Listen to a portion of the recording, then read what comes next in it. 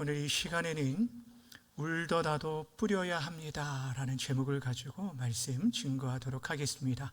우리 제목을 함께 따라하도록 하겠습니다. 울더라도 뿌려야 합니다. 다시 한번 하겠습니다. 울더라도 뿌려야 합니다. 요즘 우리 사회 곳곳에서 나라의 미래가 걱정된다라는 그런 이야기를 우리는 자주 듣곤 합니다. 정치적으로도 경제적으로도 참 많은 혼란 가운데 있지만 또 한 가지 저출산 문제가 굉장히 심각한 가운데 있음을 보게 되어집니다. 최근 독일의 한 유명한 유튜버가 한국의 이 저출산 문제에 대해서 언급하면서 한국은 끝났다라는 제목을 가지고 영상을 올린 것이 큰 이슈가 된 적이 있습니다. 그런데 사실 이 저출산 문제는 2021년 영국의 옥스퍼드 인구문제연구소에서 한국은 지구상에서 가장 먼저 사라질 나라가 될 것이다 라는 그런 경고를 해준 바가 있습니다. 여러분, 작년 우리나라 출산율이 얼마나 되는 줄 아십니까? 2024년 통계청 보고에 의하면 0.75명. 그러니까 여러분, 두 사람이 결혼을 해서 2명을 낳아야 현상 유지가 될 텐데 1명도 아닌 0.75명을 낳는다라고 얘기를 합니다. 더 심각한 것은 결혼율이 점점 감소되고 있다라는 것이죠. 그 결과 올해 초등생 1학년이 전혀 없는 초등학교가 전국에 189개교가 되고 또 매년 폐교 위기에 있는 초등학교가 200곳에 이른다라는 발표가 있습니다. 그런데 문제는 이런 현상이 교회 안에도 그대로 드러나고 나타나고 있다는 것입니다. 한국교회 주일학교가 점점 감소하고 아예 사라져가고 있는 현상에 있습니다. 이 감소의 현상은 어제 오늘만의 이야기가 아닌 것을 우리가 잘 알고 있습니다. 죄송하지만 우리 교회 공동체도 보아도 우리 아이들이나 청년들보다 장년들이 주가 이루는 교회입니다. 그러다 보니 참 앞에 있는 목사로서 1년 52주간 가운데 이 어린이 주일을 맞이할 때마다 참 마음이 무거운 것이 솔직한 고백입니다. 여러분, 이런 상황 가운데 우리가 내일에 대한 소망과 미래에 대한 꿈을 꾸고 함께 노래할 수 있을까요? 나라에서도 어떤 해결책을 내지 못하고 또 사회 전반의 흐름이 더 급격하게 나빠지고 있는 이러한 때에 우리가 과연 내일에 대한 소망을 가지고 꿈을 꿀 수 있을까요? 사랑하는 여러분, 우리들이 기억해야 할 한 가지는 이 모든 문제들이 어떤 사람들에 의해서 이루어지는 것도 또한 세상의 어떤 정책으로 이루어지는 것도 아니라 오직 살아계신 하나님을 통해서만 이루어질 줄 믿으시기를 바랍니다. 어떤 절망적인 상황 속에서도 어느 누구도 풀 수 없는 문제 가운데서도 우리 하나님께서 은혜를 주시면, 우리 하나님께서 역사해 주시면 그 모든 어려움을 뚫고 놀라운 역사, 기적의 은혜를 경험하게 되고 우리는 새로운 꿈을 꾸고 소망을 노래하며 오늘을 살아갈 힘과 용기를 얻게 되어질 것입니다. 그렇다면 사랑하는 여러분, 우리가 다시금 소망을, 희망을 노래하기 위해서 어떻게 살아가야 할까요? 오늘 본문의 말씀을 통해서 우리에게 주시는 교훈들을 발견하고 함께 간구할 수 있는 그런 귀한 시간이 되어지기를 바랍니다.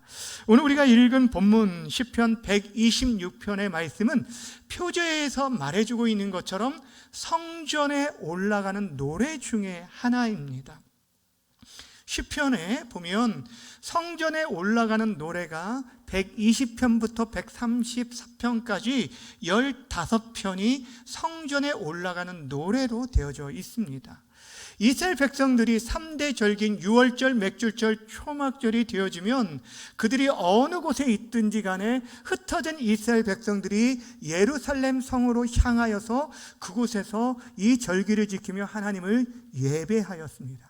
그때 성전으로 올라가는 그 길에 그들이 불렀던 노래가 성전에 올라가는 노래입니다. 쉽게 말하면 여러분, 예배하기 위해 오가는 길에 불렀던 믿음과 감사의 마음이 담긴 그들의 기도와 노래가 성전에 올라가는 노래예요.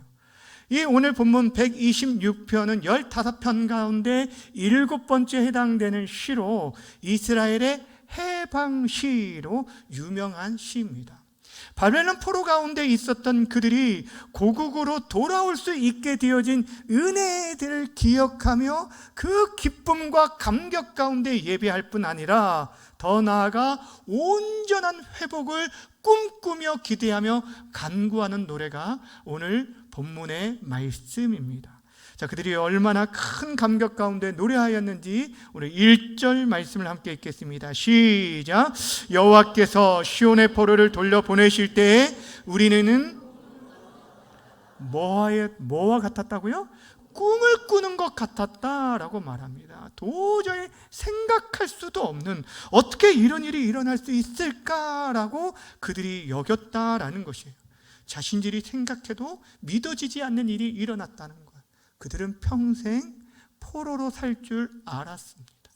또한 이 일들을 위해서, 해방을 위해서 그들이 어떠한 애쓰고 수고하고 노력한 것이 전혀 아닌데도 불구하고 이러한 놀라운 일이 일어나게 되어준 거예요.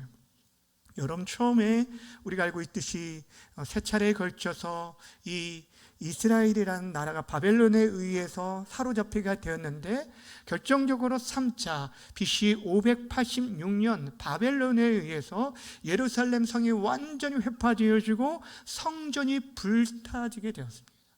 그때 마지막 왕이었던 유대의 마지막 시드기야 왕은 그 눈 앞에서 자신의 아들들이 칼에 죽임이 당하고 그의 두 눈이 뽑힌 채 쇠사슬에 묶인 채 바벨론으로 끌려가게 되었어요. 그 모든 상황을 지켜본 이스라엘 백성들 입장에서는 어떤 희망도 꿈도 꿀 수 없었고 해방이라는 것 도저히 상상할 수 없는 일이었다는 거예요. 그런데 바사의 고레스 왕이 이 바벨론을 정복하고 나서 그 아래에 있던 이스라엘 백성들로 하여금 본국으로 돌아가도 좋다라고 허락해 준 것이에요. 그 놀라운 일을 경험하고서 이것이 정말 꿈인지 생시인지 자신의 볼을 꼬집어 보아야 했다라는 거예요. 그럼 여러분 생각해 보세요.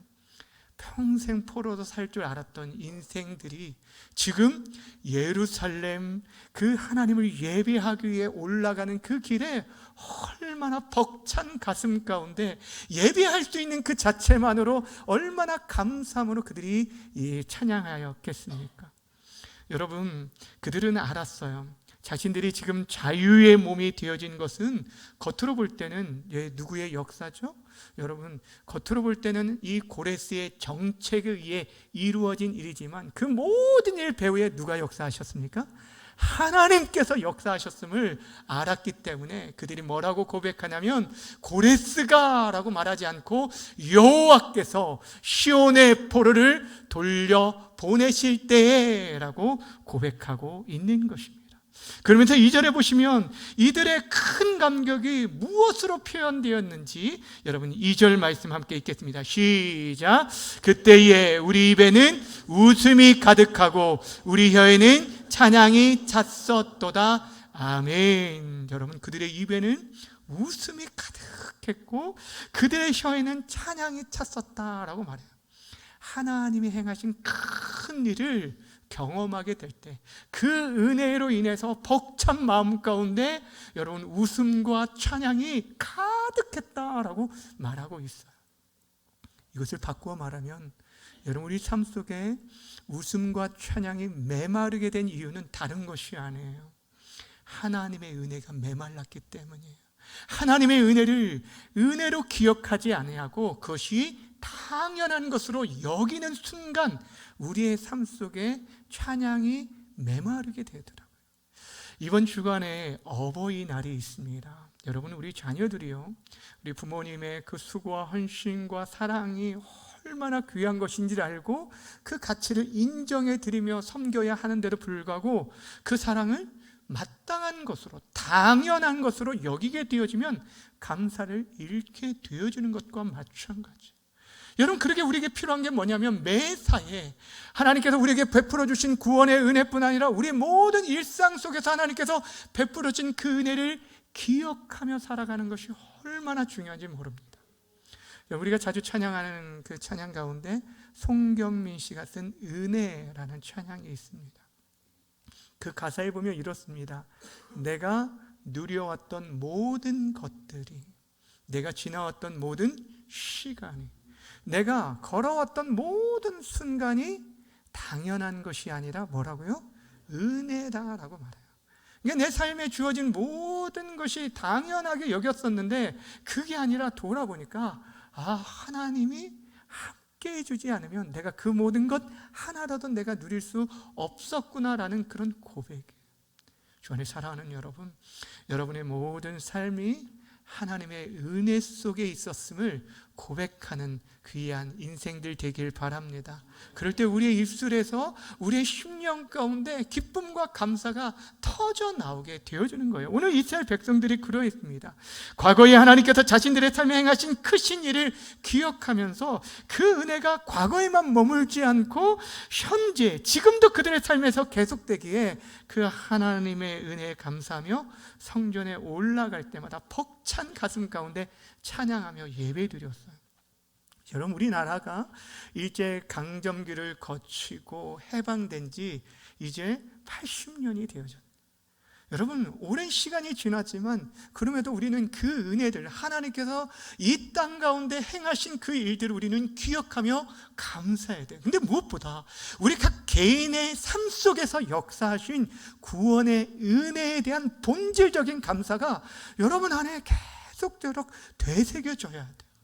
여러분, 우리가 무슨 자격이 있고 어떤 공로가 있어서 이 자리에 있는 것이 결코 아니지 않습니까? 하나님께서 자신의 독생 성자를 이 땅에 보내주시고 그를 믿기만 하면 우리에게 영원한 생명을 주시고 하나님의 자녀의 권세를 허락해 주셨어요. 여러분, 죄로 인해서 우리가 허탄한 것에 굴복하며 살아갔던 인생들이었어요. 하나님의 형상을 잃어버리고 죄의 노예가 되어져서 여러분, 우리들이 헛된 욕망을 쫓아서 그렇게 나 자신만을 위해 살아갔던 인생들이 위에서 우리 주님께서 그의 사랑하는 아들을 십자가에 죽기까지 내어주셨어요. 그리고 우리에게 그 복음을 들려주시고 그 복음을 듣고 믿음으로 말미암아 영원한 생명을 누리게 하셨다는 것, 여러분, 이 근본적인 은혜가 여러분 안에 되살아나시기를 주님의 이름으로 축원합니다. 그럴 때 우리의 예배가 살아나게 되는 것. 여러분, 우리가 이 예배당에 앉아 있는 것, 여러분, 우리에게 건강이 있으니까 이 자리에 있는 것 아닙니까? 이것 또한 감사이죠. 또한 우리에게 믿음을 주셔서 하나님 앞에 나올 수 있는 것도 감사의 고백이고, 함께 예배하는 이 신앙 공동체가 있다는 것, 이것도 하나의 은혜입니다. 이렇게 함께 예배할 수 있는 처소가 있는 것도 당연한 일이 아니라는 거예요. 그렇게 그 은혜에 대한 감격으로 여러분이 예배하셔야 돼요. 제가 가끔 말씀드리지만 제 마음 가운데 조금이라도 예배에 대한 자세와 태도가 흐트러지려고 할 때마다 제가 떠올리는 장면이 코로나 시절이에요. 그때 행정명령으로 인해서 이 예배당에 9명, 19명 딱 예배할 때가 있었습니다. 더 이상 들어오지 못해요. 또 어떤 때는 아예 한 사람도 출입하지 못함으로 인해서 이 자리에 홀로 서서 영상으로 녹화해서 송출했을 때, 그때만 생각하면 제가 정신이 바짝 차려져요. 함께 예배할 수 있는 지체 한 사람 한 사람 너무너무 귀하고 그 예배의 시간들이 너무너무 소중한 시간이라는 거예요. 주안에 사랑하는 여러분, 바라고 원하기는 우리에게 허락하신 그 모든 것이 하나님의 은혜임을 기억하고 무엇보다 구원의 은혜에 대한 감사와 감격 가운데 매 예배 때마다 하나님께 온전한 찬양의 감사를 드릴 수 있는 우리 모두가 되어지기를 주님의 이름으로 간절히 축원합니다. 이스라엘 백성들이 이렇게 그 은혜에 대해 감사하면서 1절부터 3절까지 그 은혜에 대한 감사를 이렇게 고백을 드렸습니다. 그리고 이어서 4절부터는 이스라엘의 온전한 회복을 바라보면서 계속해서 하나님께서 큰 일을 행하 주실 것을 간구하게 됩니다. 한마디로 하나님, 이전에 이렇게 큰 일을 행하신 것처럼 이제도 그 일을 행하여 주옵소서라고 간구합니다. 어떠한 간구를 하는지 4절 함께 읽겠습니다. 시작. 여호와여, 남방 시내들 같이 돌려보내소서. 아멘. 온전한 회복을 구하는데 무엇처럼 은혜를 더질라라고 얘기하냐면 남방 시내같이, 시내들 같이 돌려보내주십시오라고 말합니다. 여기 남방이라는 이 단어는 히브리어로 네게브입니다. 이 네게브는 팔레스타인 남쪽에 위치하는 고유 명사입니다. 지명이에요. 다시 말하면 이 네게브 지역이 당시 건기 때, 비가 오지 않을 때에는 굉장히 마른 그런 골짜기가 되어지고 사람들이 통행하는 통행로로 사용되어지다가 우기 때 많은 비로 인해서 그것이 시내로 흐르게 되어졌다는 거예요. 여러분, 죽음의 땅, 이 광야, 물 구하기가 힘들 그런 땅이지만 하나님의 폭포수 같은 은혜가 그 땅에 임하게 되어지면 그 죽음의 땅이 생명의 땅으로 변화되어지는 거예요. 그리고 그 생명의 땅을 통하여서 그 주변에 그 강 옆에 있는 식물들이, 나무들이 자라나게 되어지는 것처럼 이 절망의 때에 하나님의 은혜를 간절히 구하고 있는 것입니다. 하나님, 지금은 메마른 땅처럼 아무런 희망이 보이지 않습니다. 마치 건기처럼 지금 아무런 창이 보이지 않고 열매도 보이지 않지만 하나님의 은혜의 담비를 내려주시고 이곳이 시내가 흐름으로 말미암아 다시금 살아나는 역사, 우리의 형제들이 지금 여전히 바벨론에 있는 그들이 물밀듯이 돌아오게 해 주옵소서라고 간구하고 있는 것이에요. 사랑하는 여러분, 하나님이 역사하시면 절망의 땅이 생명의 땅이 될 줄 믿으시기를 바랍니다. 여러분, 지금도 중동 지역에서는 여러분 물을 구하기가 참 힘들잖아요. 그래서 그곳에 인공 수로 관계 시설을 이렇게 막 준비하고 얼마나 애쓰는지 몰라요. 그런데 여러분, 아무리 인간의 온갖 그 지혜와 과학 문명으로 인해서 여러 가지 장비와 또한 기술들을 동원하지만 아무리 인간이 수고하고 노력한다 할지라도 여러분, 위로부터 하나님께서 비를 내려주시지 않으면 그 모든 것들이 헛수고에 불과하다는 거예요. 다시 말하면 여러분, 생명이 살아나는 역사는 어떤 거예요? 하나님만이 하실 수 있는 일이에요. 생명이 다시 살아나는 역사는 죽었던 마른 뼈와 같은 그 생명이 다시 생명을 얻게 되어지는 역사는 하나님만이 하실 수 있는 일이기 때문에 지금 하나님의 절대적인 도우심을 구하며 간구하고 있는 거예요.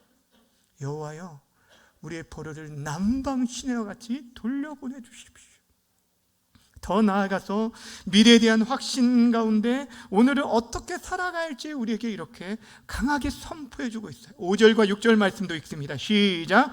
눈물을 흘리며 씨를 뿌리는 자는 기쁨으로 거두리로다. 울며 씨를 뿌리러 나가는 자는 반드시 기쁨으로 그 곡식단을 가지고 돌아오리로다. 아멘.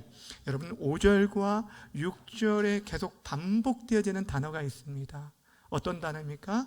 눈물, 씨, 기쁨, 열매, 단위예요. 그것이 5절과 6절에 기록되어 있어요. 다시 말하면 눈물을 심으면 기쁨을 거두게 될 것이고 씨를 심으면 곡식을 거두게 될 거라는 거예요. 심는 대로 거두시는 하나님의 일반적인 법칙만 말하는 것이 아니라 반드시라는 단어를 통해서 이 모든 일들이 확실하게 분명하게 이루어질 것들에 대해서 우리에게 말씀해 주고 있는 거예요. 미래에 대한 분명한 확신과 소망을 가지고 지금 이들이 나아가고 있는 것이에요.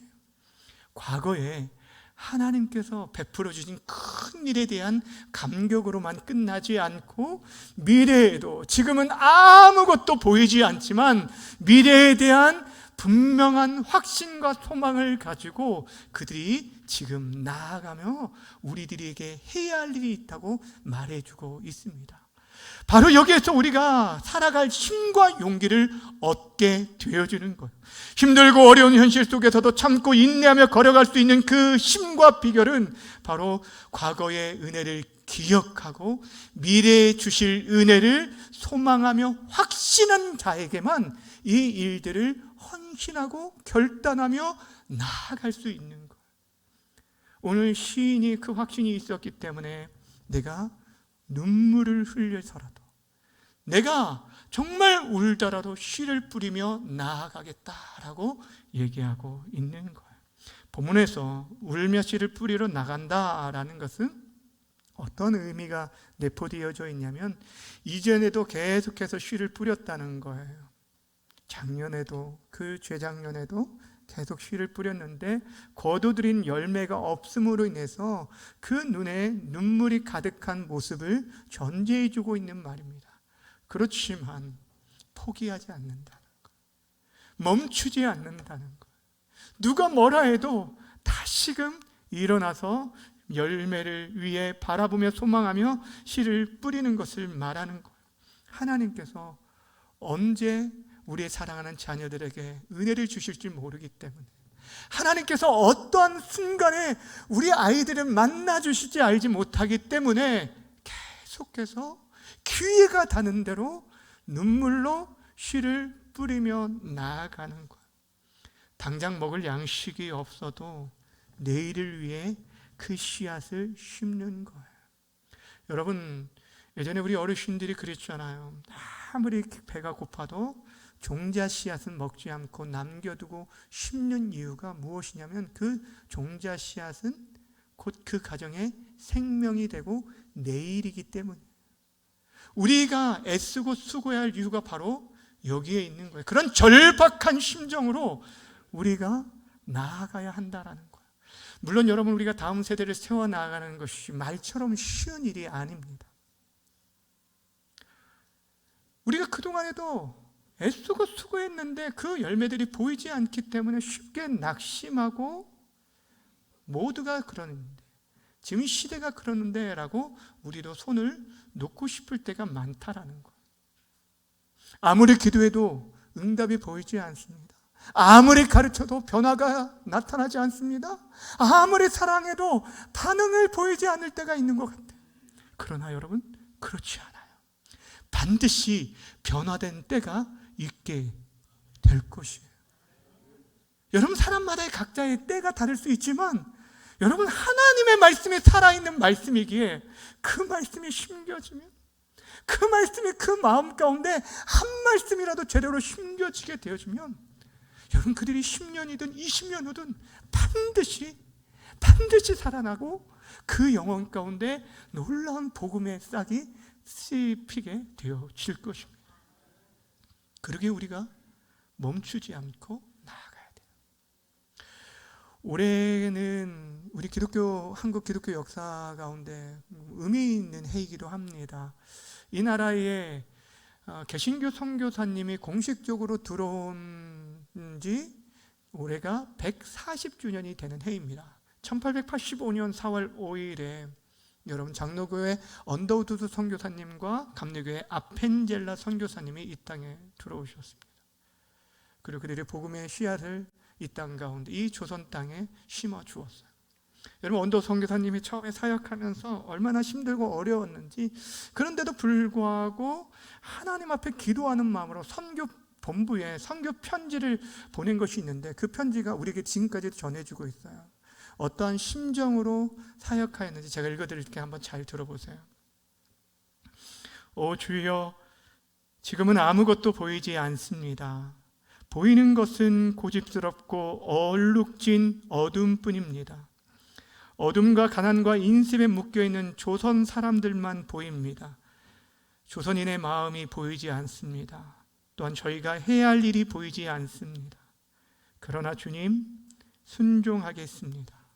겸손하게 순종할 때 주께서 일을 시작하시고 그 하시는 일을 우리들이 눈으로 볼 수 있는 날이 올 줄을 믿습니다. 지금은 우리가 황무지 위에 맨손으로 서 있는 것 같사오나, 지금은 우리가 서양 귀신 양귀자라는 손가락질을 받고 있사오나, 저희들이 우리 영혼과 하나인 것을 깨닫고 눈물로 기뻐할 날이 있음을 믿나이다. 지금은 예배드릴 예배당도 없고 학교도 없고 저 경계와 의심과 멸시와 천대함이 가득한 곳이지만 이곳이 머지않아 은총의 땅이 되리라는 것을 믿습니다. 오 주여, 제 믿음을 붙잡아 주소서. 여러분, 이것이 언더우드가 선교 본부에 보낸 편지였습니다. 당시 25살의 젊은 나이로 이 땅에 들어와서 눈물로 복음의 씨를 뿌림으로 오늘날 우리가 이렇게 하나님 앞에 예배하게 되어졌다는 거예요. 그렇다면 이제 우리들이 해야 할 일이 무엇입니까? 오늘 시편이 우리에게 분명하게 말씀합니다. 눈물로 씨를 뿌리는 자는 기쁨으로 거두리로다. 울며 씨를 뿌리러 나가는 자는 반드시 기쁨으로 그 단을 가지고 돌아오리로다. 그렇습니다. 울더라도 씨를 뿌려야 할 때입니다. 지금 눈에 보이지 않아도, 당장 열매가 없고 희망이 보이지 않아도 다음 세대를 위한 씨앗을 뿌리는 일을 우리는 중단할 수 없고 멈추어서는 안 되는 것이에요. 지금 우리가 이 씨앗을 뿌리지 않으면 10년, 20년 후 우리의 교회와 우리의 가정과 이 민족에는 영적 기근이 찾아올 수밖에 없을 것입니다. 그렇다면 우리들이 구체적으로 뿌려야 할 씨앗이 무엇일까요? 먼저 기도의 씨앗을 뿌리시기를 바랍니다. 저는 우리 주일학교 아이들 몇 명 되어지지 않지만 하나님, 그를 한 사람 한 사람이 여호와 하나님을 경외하는 영적 거장들로 자라나게 해주십시오. 저들이 한 사람이 1000을 이루고 10,000을 이루게 해 주옵소서라고 기도해 주시길 바랍니다. 하나님께서 우리 주일학교에 다음 세대를 보내주시도록, 또 저들을 양육하기 위한 추수할 일꾼들을 보내주시도록 기도해 주시길 바랍니다.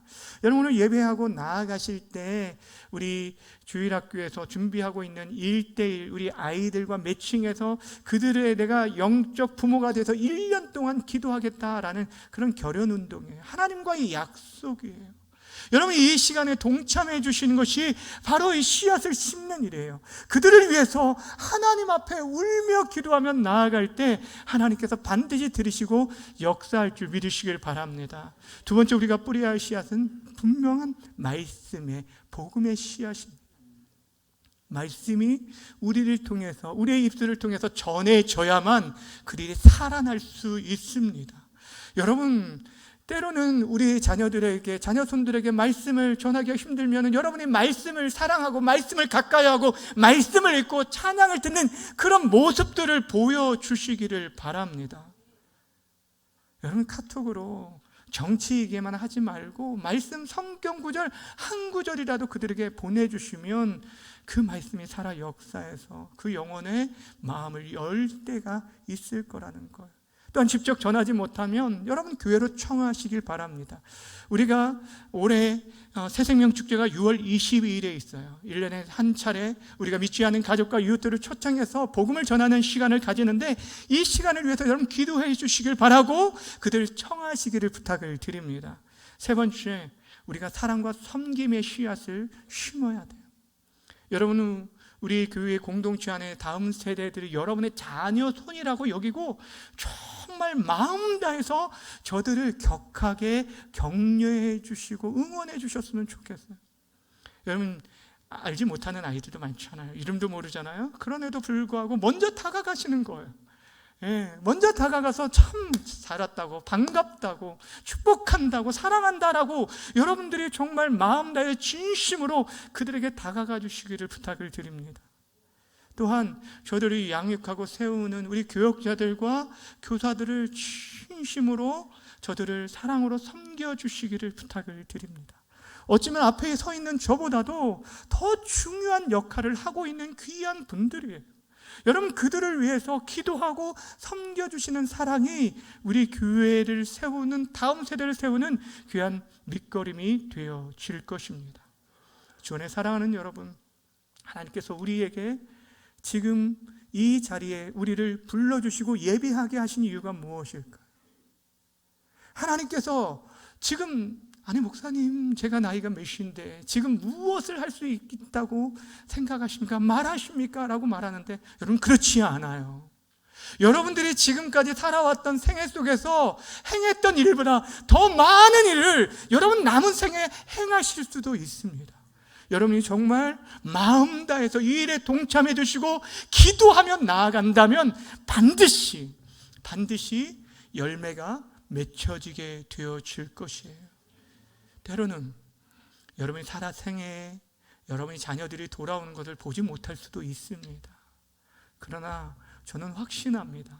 하나님의 약속은 변함이 없으시기에 반드시 어떤 순간을 통해서라도 하나님께서 은혜를 베풀어 주시고 여러분의 가정과 자녀 손들을 변화시켜 주실 줄을 믿습니다.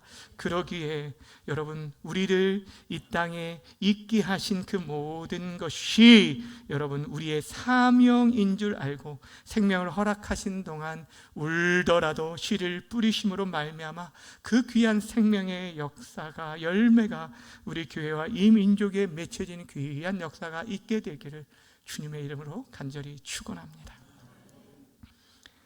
이제는 우리 함께 좀 기도하는 시간을 좀 가졌으면 좋겠습니다. 오늘은 우리들이 말씀을 기억하면서 우리의 사랑하는 자녀 손들, 또 우리의 다음 세대, 이 땅의 모든 우리 어린이들과 청소년들과 청년들, 꿈을 잃고 살아가는 저들에게 하나님의 은혜를 허락해 주시고 저들을 만나 주시고 한국 교회가 살아나고 이 민족이 살아나는 은혜를 허락하여 달라고, 먼저 은혜 받은 우리들이 이 일에 씨를 뿌리는 삶을 살게 해달라고 우리 말씀을 기억하면서 오늘 우리 주여 한번 부르고 함께 기도하며 나아가도록 하겠습니다.